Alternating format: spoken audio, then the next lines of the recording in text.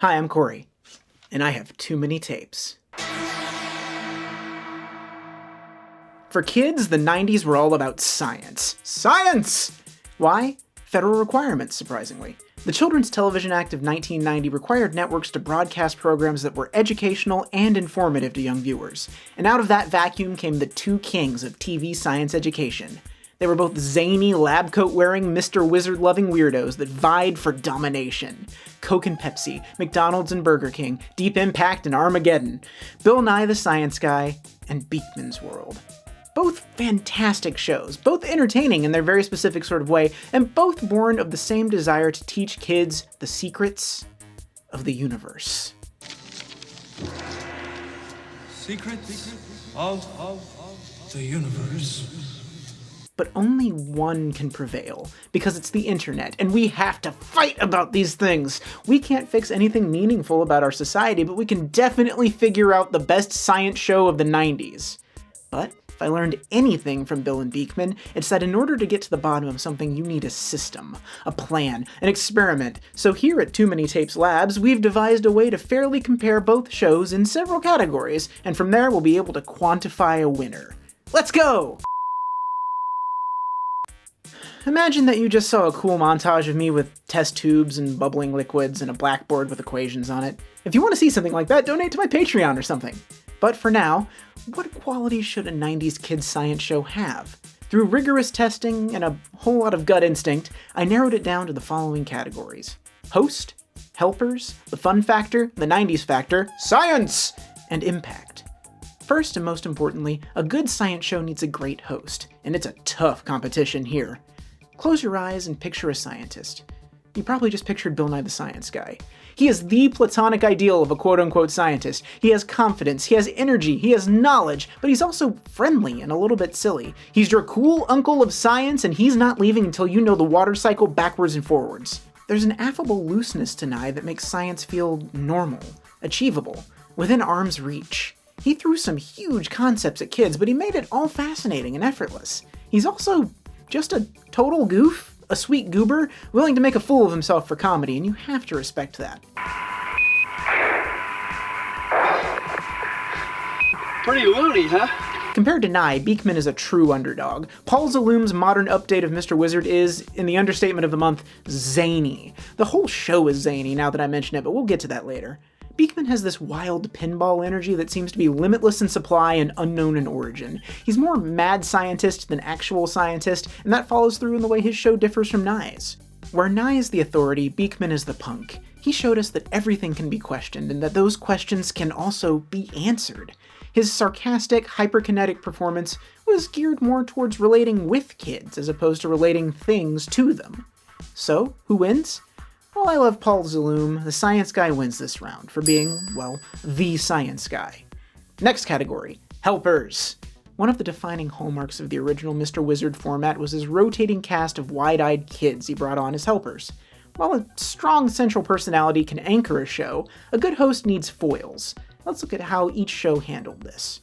Beakman's World was jam-packed with side characters. You've got Herb and Don the Penguins, who bookend the science segments with some gentle Statler and Waldorf vibes, and whose names serve as a nice little nod to Mr. Wizard himself, Don Herbert. You also have Josie, or was it Liza, or Phoebe? Each season of the show had a new assistant, but her role was the same: have high energy, run the Beakmania segment, and generally serve as the question asker and kid surrogate for the show. Finally, the pièce de résistance, Lester the Rat. Is he a giant humanoid rat? Sometimes. Is he an actor in a rat suit? Also yes. The show has the loosest of loose cannons. Repeat to yourself, it's just a show. I should really just relax. All you need to know is that he's a surly, dim-witted, but incredulous Brooklyn dude who serves as the perfect foil for Beakman's hyperactive science antics. He was a highlight of my childhood, and still one of the better characters in children's media. All hail Lester, King of the Rats. Here we go. I'd say it can't be done.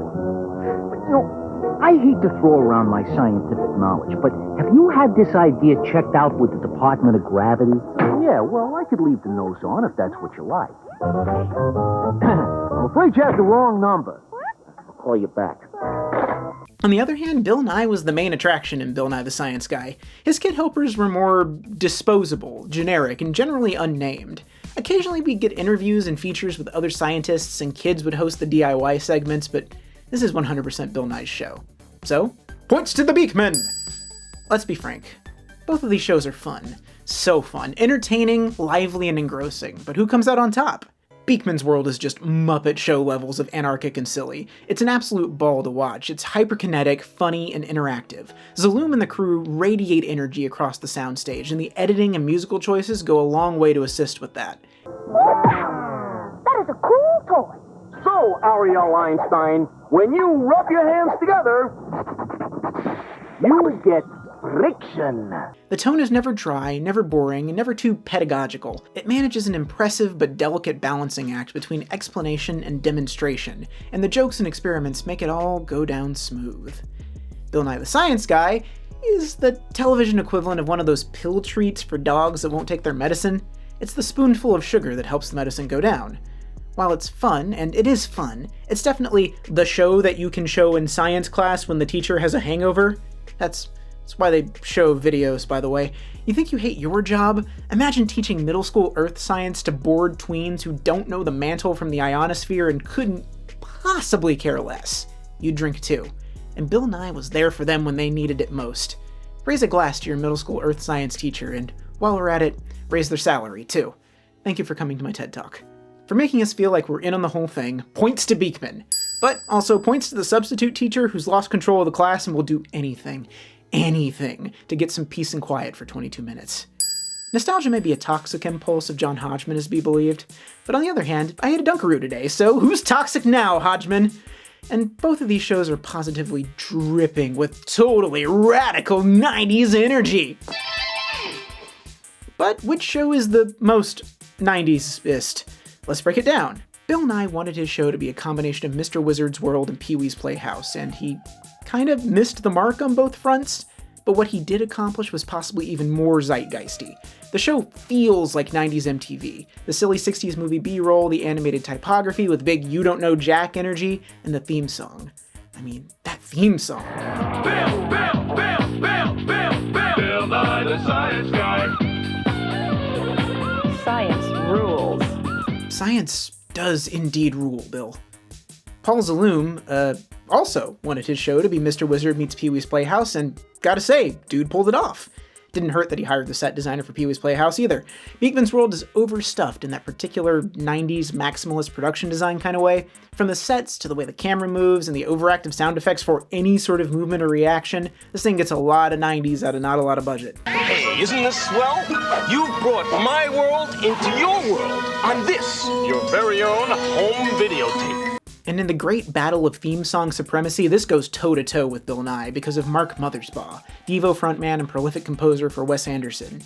He also did the Rugrats theme. Mark Mothersbaugh, cool spud. It also has the simple but effective project cool footage onto a guy look that was big in commercials of the era. In fact, this show looks like a 30-minute long commercial for the world's greatest Happy Meal toy.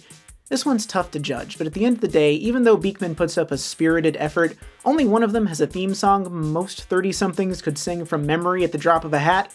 Bill, Bill, Bill, Bill, Bill, Bill, Bill, Bill. Now it's time to eat your broccoli and earn that E/I badge in the corner of the screen because it's time to talk about science content! Bill Nye's show was boilerplate stuff. The building blocks of a scientific education arranged in a way that kids would find simple, fun, and understandable. And it largely succeeded in that mission. The show presented its ideas clearly and entertainingly.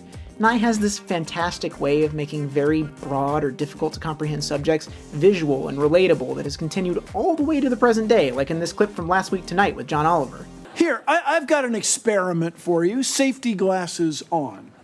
By the end of this century, if emissions keep rising, the average temperature on Earth could go up another 4 to 8 degrees. What I'm saying is the planet's on fire. The show also presented profiles of real-life scientists doing cool jobs in order to foster an interest in science as a career, not just a cool thing you get to talk about on Reddit when you see a gif of an eclipse or something. When it came to real-life experiments you could do at home, this is where Bill Nye the Science Guy stumbled. Any sort of repeatable experiment was relegated to a pretty uninspiring DIY segment, and the sorts of experiments and crafts felt more like time wasters than actual insights into scientific concepts, Beakman's World was a fun first, science second kind of show. It certainly fostered creativity and inquisitiveness, though. The spirit of Mr. Wizard was alive in the way that Beakman taught scientific principles. The show was more practical than theoretical, more everyday than extraordinary. His experiments were designed to fundamentally demystify the mysterious world and give kids the permission to create, explore, and question. This was the guiding principle behind the show's signature Beakman Challenge, in which Beakman would set up a quote-unquote trick or simple illusion to try to fool Lester the lab rat. These functioned as tiny do-it-yourself experiments that would help illustrate scientific principles for kids. Whether it was static electricity, surface tension, air pressure, or how to make your own paper, Beakman really wanted kids to annoy their parents and get their hands dirty. They even had a lengthy legal disclaimer in front of each experiment, so you know that they were going to be cool. Any experiment should be performed at home only with adult supervision, and all appropriate safety precautions should be taken. All directions should be followed exactly, and no substitution should be used. This one, well, it's a tie. Put a pin in that. And that gets us to the final segment. Which of these two titans of science had the bigger lasting impact? Confession time. Here's where I pull the rug out from underneath you and tell you this whole thing was rigged from the start. I did science wrong. I'm a bad science person. I am banished from science. Because this experiment is a fundamentally awful idea. By themselves, Bill and Beakman are both incomplete. Bill is too theoretical. Beakman is too practical. Neither of them can possibly win on their own. But as a unit, Beakman and Bill Nye represent two important sides of the scientific pursuit. While Beakman's World may have focused on low science, he instilled curiosity and gave children the permission to ask questions and find the answers themselves. There's literally a Beakman's World episode that has a segment about calling people in the yellow pages to ask how something works if you don't understand it. Unsupervised landline calls from children because of a phone book. I can't think of anything more fundamentally 90s or more absolutely empowering for a kid. Maybe in the wrong way, but that's science, baby. Nye, on the other hand, instilled wonder and knowledge. While his approach was drier and maybe more informative, the fact that he was able to simplify enormous and complex scientific concepts for kids without ever coming off as condescending is something we've rightfully lauded him for over the years. But maybe, just maybe, they were more powerful together. We needed Nye and we needed Beakman. We needed the wonder, but we also needed the experimentation.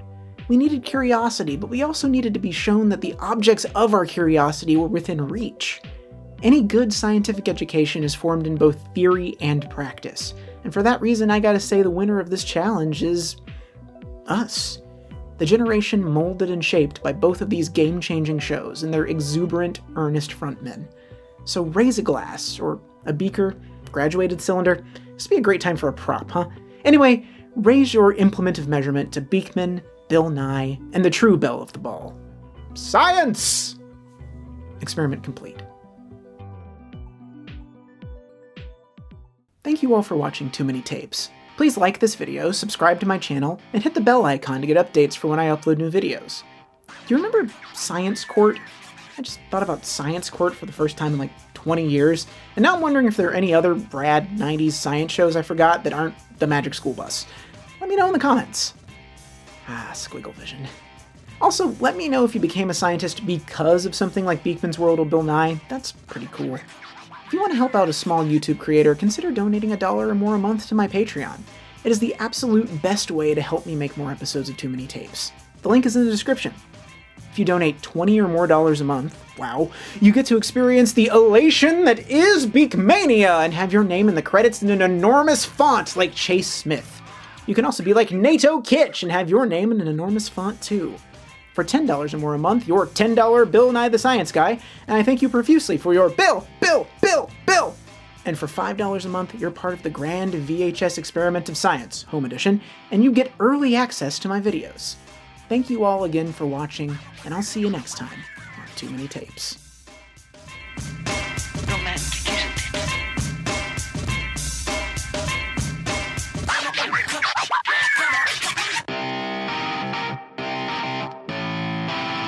If you donate $20 or more a month, you get to experience the elation that is Beakmania and have your names in the credit. You have many names, and they're in the credit.